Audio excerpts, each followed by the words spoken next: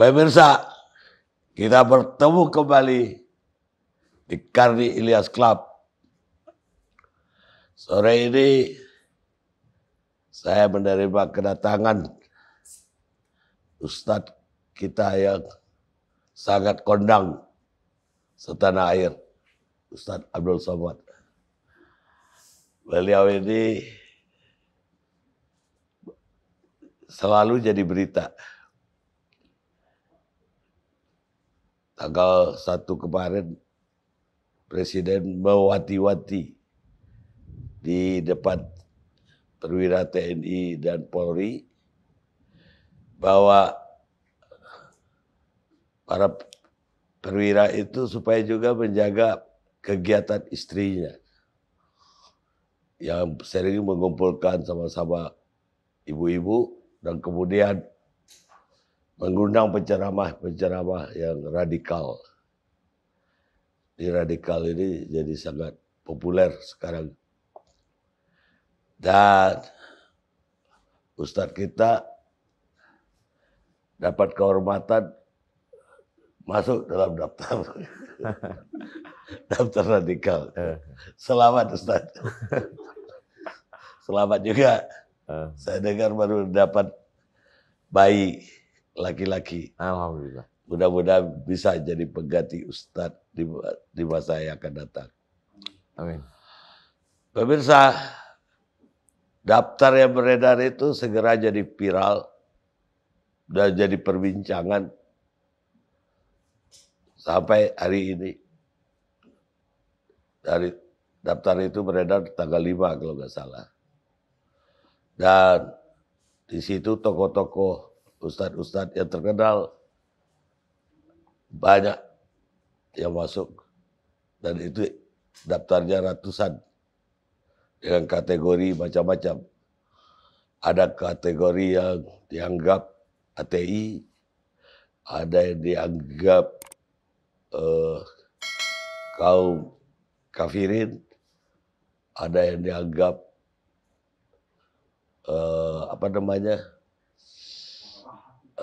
ISIS, dan untungnya Ustadz sampai ke ATI aja. Apa tanggapan Ustadz terhadap hal itu, walaupun BNPT yang dikabarkan mengeluarkan itu telah membantahnya bahwa itu bukan dari BNPT. Bismillahirrahmanirrahim. Assalamualaikum warahmatullahi wabarakatuh. Alhamdulillah, wassalatu wassalamu ala rasulillah wa ala alihi wa sahbihi wa man tabi'ahu wa mawalah. Saya ucapkan banyak terima kasih buat Pak Karni. Mudah-mudahan selalu sehat walafiat. Amin.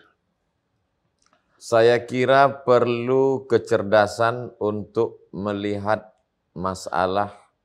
Jangan memandang suatu masalah dengan mata yang rabun. Jadi ketika dibuatkan daftar itu, apakah resmi atau tidak, masyarakat ini mesti dicerdaskan dulu tentang hoax. Setiap hari kita diajak untuk memerangi hoax. Lalu kemudian ini perlu diklarifikasi dulu, resmi atau tidak. Lalu kemudian dibuatlah hendaknya definisi apa dan siapa itu.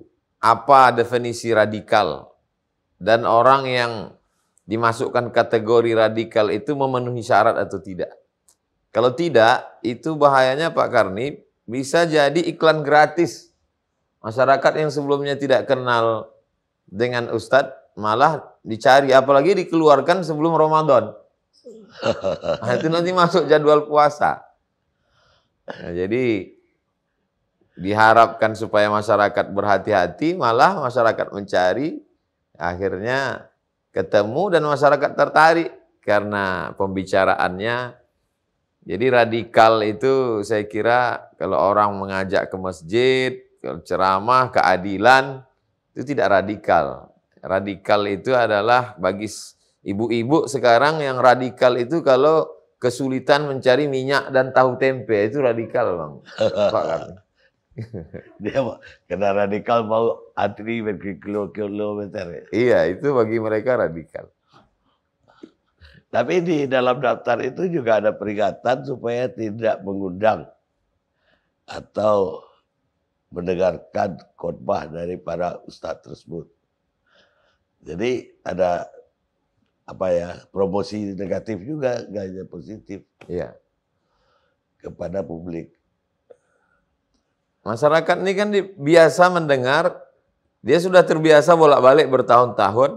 Biasanya kalau yang diumumkan A, itu B. Kalau B, itu A. Jadi begitu dikatakan, ini ustadz tidak baik. Masyarakat ini kepalanya sudah terbiasa. Kalau diumumkan tidak baik, berarti baik ini. Jadi logika itu dia sudah terbiasa Pak Karni. Dibalik-balik ya. Iya. Tapi menurut Ustadz sendiri, Ustadz tentu udah baca daftarnya itu. Iya. Apa memang ada indikasi dari Ustadz-Ustadz yang disebut itu radikal? Mungkin nggak semua, mungkin sebagian misalnya. Kalau yang didefinisikan sebagai radikal itu adalah orang yang menolak dasar negara kesatuan Republik Indonesia. Saya sampai hari ini sahabat-sahabat, kawan-kawan yang saya kenal, itu secara lahir, secara ngobrol, itu belum pernah saya jumpa Pak Karni. Apakah itu sekedar pemikiran ideologi atau dia angkat senjata, saya belum pernah ketemu lagi. Jadi kalau memang ada orang yang terbukti demikian, sesuai kita negara hukum ya ditangkap saja. Karena kalau tidak menjadi fitnah, itu menjadi isu, menjadi sesuatu yang tidak baik. Orang menjadi tuduh-menuduh, menjadi pembunuhan karakter dan lain sebagainya. Kita kan negara hukum. Dibuktikan, kalau tidak dibuktikan, dia bisa klarifikasi, dia kena fitnah dan lain sebagainya. Kalau tidak, dia menjadi masalah baru. Orang yang bertubi-tubi kena masalah, dia jadi sensitif, itu menjadi percikan-percikan kesatuan kebangsaannya bisa rusak gara-gara itu Pak Karni. Ya, tapi kalau dari pihak BNPT itu ada kriteria-kriteria, tidak hanya melawan Pancasila atau mau mengganti Pancasila saja. Tapi orang yang memperjuangkan misalnya bentuk negara khilafah. Ya. Orang-orang yang berpaham takfirin. Mudah mengkafirkan orang. Mudah sekali kafirkan orang, baik yang seagama maupun yang tidak satu agama. Dan orang-orang yang tidak toleran. Intoleran terhadap orang-orang yang beragama lain. Ya. Ini yang dikriteriakan oleh pemerintah. Jadi tidak hanya sekedar Pancasila. Ya. Apa setuju Ustaz? Kita satu-satu. Kalau dia tidak menyetujui dasar negara Kesatuan Republik Indonesia merupakan kesepakatan founding father pendiri bangsa, kapan dia berbicara? Apakah ada bocoran dia melakukan rapat-rapat pertemuan? Buktikan. Kemudian tentang masalah mudah mengkafirkan orang. Kan kita bisa dengar ceramahnya. Tidak ada ceramah yang tertutup eksklusif. Kalau saya pribadi, Pak Karni, semuanya streaming. Semuanya direkam, diupload. Saya punya channel khusus semua ceramah yang full. Sehingga kalau ada yang dipotong, di-cut, saya bisa buktikan. Kapan saya bicara, apa kronologisnya. Lalu kemudian takfiri, saya kira Ahlus Sunnah wal Jamaah menolak takfiri. Karena dalam Islam tidak bisa orang mengkafirkan per orang. Keputusan orang itu kafir atau tidak itu diputuskan oleh pengadilan. Di Mesir, tokoh yang bukunya terindikasi kekafiran, maka ulama bersaksi di pengadilan. Contohnya dalam kasus pemikir Mesir Nasr Hamid Abu Zaid. Maka Syekh Abdul Sabur Sahin, imam besar Masjid Amr bin As, bersaksi di pengadilan. Pengadilanlah yang memutuskan bahwa orang ini kafir. Karena dalam Islam kalau sampai kita mengatakan kamu kafir, kalau orang itu tidak kafir, maka berarti yang bicara itu kafir. Dan banyak sekali aliran-aliran pemikiran di dalam Islam, apalagi setelah medsos ini, maka mesti cerdas menyikapi itu. Lalu kemudian tentang sikap kepada orang yang berbeda agama. Maka mesti dibedakan juga di mana dia menyampaikan. Dia menyampaikan di dalam masjid antara sesama umat Islam, suaranya tidak keluar kajiannya tertutup dan membahas ayat. Ayat kuliah ayyuhal kafirun, ayat membahas tentang akidah. Maka itu konsumsi antara seorang ustadz, kiai, habib menjelaskan ajaran agamanya. Sama juga kita tidak pernah mau tahu apa yang dibicarakan saudara-saudara kita di tempat ibadah mereka. Saya tidak pernah nyari-nyari kesalahan lalu ngutus satu orang pergi ke sana dengarkan apa yang dikatakan mereka, apakah ada. Enggak, kita tak mau tahu itu. Kita udah terlalu sibuk dengan masalah-masalah kita. Jadi saya kira perlu dibuatkan butiran-butirannya. Jangan sampai orang menjelaskan akidahnya, keyakinannya, ayatnya, lalu dia terjebak, maka kita sudah kehilangan satu dari 3 unsur ajaran terpenting dalam agama Islam. Ideologi, akidah, yang kedua hukum, fikih, yang ketiga akhlak. Demikian Pak Karni. Ustadz sendiri bagaimana melihat situasi beragama akhir-akhir ini ya? Kan setiap minggu ada aja ramainya nih. Sebelumnya ada masjid dipetakan. Sebelumnya bukan masjid yang terakhir. Sebelum daftar ini ada pernyataan Menteri Agama yang diprotes banyak orang sampai-sampai dilaporkan ke polisi. Ya. Sebelumnya masjid dipetakan. Banyak sebelum lagi ada pesantren yang teroris disusupi teroris. Nah, ini sebetulnya apa yang terjadi dalam kita beragama? Kita beragama berbeda suku bangsa ini bukan sesuatu yang baru. Bertetangga dengan orang berbeda agama itu sudah berabad-abad kita. Dari sejak zaman awal Islam masuk Wali Songo, penduduk asli nenek moyang kita Hindu Buddha, sampailah kita bertetangga dengan berbagai macam suku bangsa menghadapi turis dengan perbedaan warna kulit, bahasa, dan agama. Sehingga justru negara Republik Indonesia ini sebenarnya menjadi contoh model bagi orang yang mau belajar tentang bagaimana menyikapi perbedaan agama. Sebenarnya masalahnya intinya bukan di situ kalau saya lihat Pak Kani. Intinya sama seperti orang sedang sakit gigi. Jadi orang kalau sudah sakit gigi dia sensitif. Ujung jempolnya pun disenggol sedikit ngamuknya. Orang senyum pun dia sangka ngejek dia juga. Gitu. Jadi ini banyak masalah yang mengkristal, snowball seperti bola salju. Jadi sedikit saja pemicu dia menjadi sangat besar. Masalah lapangan pekerjaan, masalah ekonomi, masalah harga sembako, masalah banyak sekali. Sehingga kalau tidak itu diselesaikan, dikhawatirkan itu menjadi satu ledakan. Adapun masalah-masalah ini hanya pemicunya saja. Kalau saya melihat demikian. Bukan masalah-masalah ini seolah-olah ada yang yang merencanakan lah begitu. Bagaimana mungkin orang bisa salah keliru mengumpamakan sesuatu yang amat sangat hina, sangat kotor, sangat nista. Anak kecil pun tahu, tidak beragama pun tahu, dan orang marah kalau disebut binatang itu. Mengumpamakan dengan yang amat sangat mulia, tinggi, agung, luhur, dihormati, dimuliakan. Itu kekeliruan seperti itu hanya ada 2 kemungkinan, Pak Kami. Pertama, disengaja untuk menutupi sesuatu yang lain. Tidak sengaja, karena memang skenario Allah SWT. Kalau saya melihatnya begitu saja. Wallahu a'lam bishawab. Tapi Ustadz setuju nggak kalau tujuan dari Menteri Agama itu membuat edaran sebelumnya untuk mengatur bunyi toa masjid atau mic masjid agar tidak mengganggu orang yang beragama lain misalnya, agar juga lebih nyaman. Setuju nggak bahwa pengaturan begitu bagus? Cara beragama kita, walaupun Islam itu satu, tapi cara beragama kita dengan beberapa negara lain itu agak unik Pak Kami. Misalkan kalau di Mesir, itu ada satu mufti.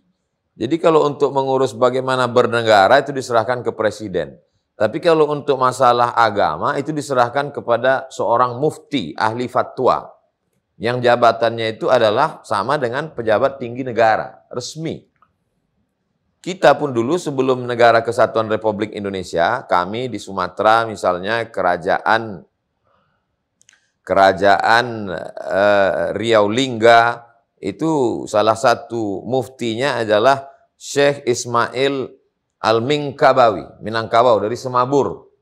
Ulama Minangkabau yang membawa tarekat Naqsabandiyah dari Masjidil Haram. Sultan menetapkan masalah tata negara, masalah hukum konvensional, sedangkan mufti ini mengeluarkan fatwa. Kita, Rusia itu ada muftinya, Pak Karni. Thailand itu ada muftinya. Kita negeri muslim terbesar di dunia, tapi kita tidak punya mufti. Jadi ketika kita merdeka, maka kita tidak punya mufti. Akhirnya, kenapa? Karena ada yang lebih tua lagi dari negara ini, yaitu Ormas. 1912 Muhammadiyah, 1926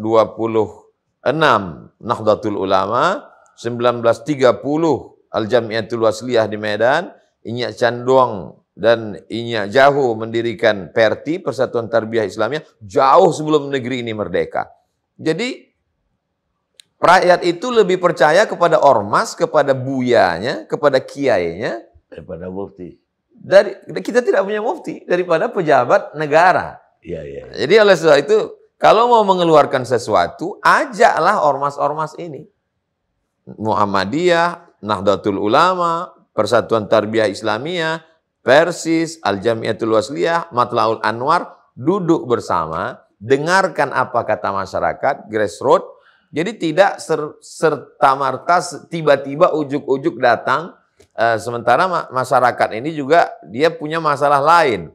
Ketika disenggol azannya, sebenarnya masalahnya bukan pada azannya, pada masalah lain. Sehingga ketika disenggol azannya dia sedang sensitif. Maka marah semua. Marah. Kalau pakai ormas tadi, ya itu juga aliran tuh. Ada NU, ada Muhammadiyah, ada PERTI. Ustadz sendiri masuk kelompok yang mana? Saya di Nahdlatul Ulama menjadi sekretaris lembaga Bahsul Masail. Bahsul Masail ini kajian yang menetapkan hukum-hukum ketika terjadi sesuatu yang baru untuk Provinsi Riau 5 tahun dari 2009 sampai 2014. Kemudian di Muhammadiyah saya penasehat Lazismu, Lembaga Amil Zakat Muhammadiyah. Di Al-Wasliyah saya di Komisi Fatwa. Di PERTI, Persatuan Tarbiyah Islamiyah, saya di bagian Komisi Fatwa PERTI. Makanya dalam satu acara Jamaah Tabligh, saya juga diundang hadir sebagai pembicara. Itu Intel itu nanya ke saya, Pak Karni, sebetulnya aliran Ustadz ini apa? Jadi dia bingung mau buat laporan. Mazhab saya adalah mazhab persaudaraan. Selama masih nabinya Nabi Muhammad, Tuhannya Allah, Quran, bukan aliran sesat, maka saya diminta selama dasarnya masih keilmuan. Ustadz, ada ilmu yang bisa disampaikan ke kami, Ustadz kami letakkan di Komisi Fatwa. Silakan, tapi untuk ketua sekretaris saya takut tidak amanah, anggota saja. Demikian. Lah, itu komplit benar itu. Kalau semua aliran itu Ustadz juga ada. Tapi waktu di pesantrennya, Ustadz lebih pesantren kelompok mana? Kami di Sumatera itu ada 2 kelompok, kaum tua dan kaum muda. Kaum tua itu adalah kelompok yang disebut dengan konservatif. Al-Jamiatul Wasliyah, Nahdlatul Ulama, Persatuan Tarbiyah Islamiyah. Secara fikihnya dia kental ke fikih Syafi'i. Dalam ADART-nya PERTI itu, Persatuan Tarbiyah Islamiyah, berakidah Asy'ari, berfikih Syafi'i, bertarekat Naqsabandi. Al-Wasliyah juga demikian. Berakidah Asy'ari, berfikih Syafi'i. Tidak bertarekat, tapi bertasawuf Sunni. Sedangkan yang kedua adalah aliran modernis, yaitu Muhammadiyah, Persis, Al-Irsyad. Nah, basic saya adalah kaum tua. Cirinya dalam ritual ibadah, kalau subuh berkunut, bismillahnya jahar, zikirnya dinyaringkan, selesai berdoa, tarawihnya 23. Nah, jadi itu secara ritual ibadah. Saya lebih condong, karena basic pendidikan saya, orang tua saya, kakek-kakek saya, datuk-datuk saya, lebih kepada kaum tua, kepada mazhab Syafi'i, akidah Asy'ari. Demikian Pak Kami. Ini kelompok yang lama malah ya. Ya. Jadi bahkan lebih banyak di Sumatera itu kan kelompok yang muda, Kaum muda. bukan kaum tua. Tapi Ustadz malah ikut yang tua. Kalau kita kembali ke fakta-fakta yang terakhir, saya minta tanggapan Ustadz terhadap tuntutan hukuman mati untuk Munarman FPI. Saya sebagai warga negara, hidup di negara hukum, saya ingin hukum itu menjadi panglima, bukan menjadi makmum terhadap politik. Bahwa ada orang yang bersalah di negeri ini, dalam Quran kita dipesankan, i'dilu, bersikap adillah kamu, huwa aqrabu littaqwa. Keadilan itu lebih mendekatkan kepada ketakwaan. Wala yajrimannakum syana'anu qaumin ala alla ta'dilu. Jangan sampai karena ketidaksukaan, kebencian kepada satu orang, satu kelompok, membuat kamu tidak bersikap adil.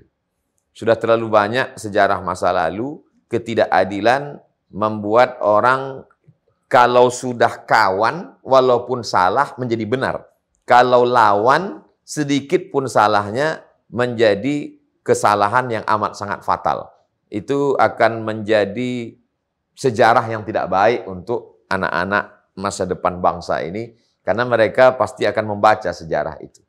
Jadi orang yang memegang kekuasaan, siapapun yang diberikan Allah amanah, innallaha ya'murukum an tu'adul amanati ila ahliha, sesuai terapkan saja, karena kita pun tidak lama jabatan amanah itu dipegang, toh pada akhirnya kita akan mati juga.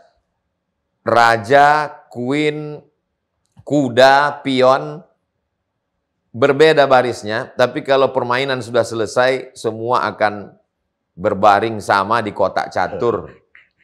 Ini hanya panggung sandiwara saja, dan akan berakhir semuanya.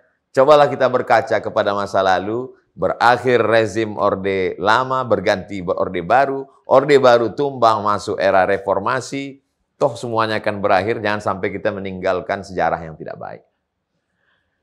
Itu untuk dalam negeri. Sebagai tokoh umat, apa pendapatnya Ustadz tentang perang Rusia dan Ukraina sekarang ini, yang bisa-bisa menjadi perang dunia ketiga?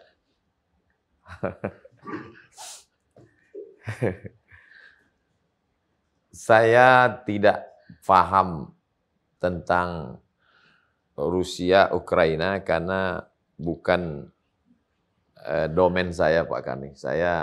Pemahaman saya terbatas pada hukum fikih, hukum akidah. Itu saja yang bisa saya jawab.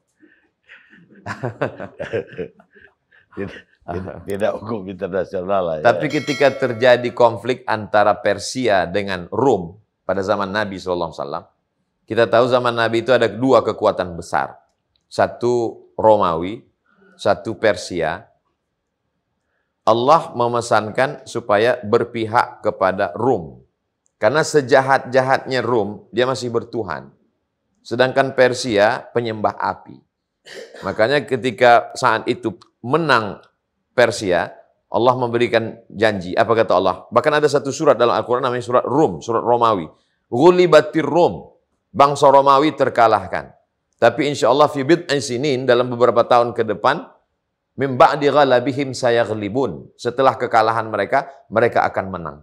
Jadi di situ dilihat, kalau ada dua yang tidak sama dengan kita, maka pilihlah yang terdekat dengan kita. Jadi terdekat itu ketika itu Rom. Ketika itu yang paling dekat dengan kita adalah Rom. Romawi. Yang waktu itu sudah beragama Katolik. Waktu itu mereka beragama pengikut Nasrani. Ya. Baik, Ustadz, sudah saya sita waktunya 1 jam. nggak akan sampai 1 jam. Dan kita udah bercerita dari dalam negeri, bahkan sampai ke Rum dan Persia. Walaupun Persia juga belakangan menang lagi setelah Islam. Ya. Dan Romawi justru belakangan kalah. Ya. Baik, Ustadz. Saya terima kasih banyak. Wassalamualaikum warahmatullahi wabarakatuh. Waalaikumsalam warahmatullahi wabarakatuh. Terima kasih juga Pak. Kita ketemu Karni Ilyas Club yang akan datang.